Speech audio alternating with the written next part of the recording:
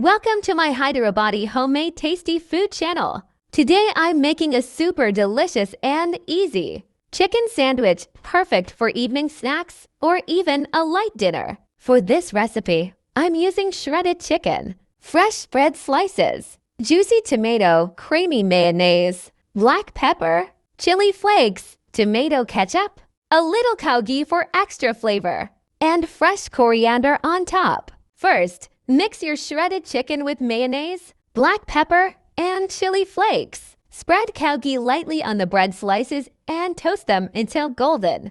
Now apply a layer of tomato ketchup. Add your chicken mixture and place sliced tomatoes on top. Finish it with chopped coriander for that fresh Hyderabadi touch. Your tasty homemade chicken sandwich is ready. Crispy, creamy, spicy, perfect for kids and adults. If you enjoy my recipes, please don't forget to like, comment, and subscribe to my channel Hyderabadi Homemade. Thank you for watching and stay tuned for more yummy dishes.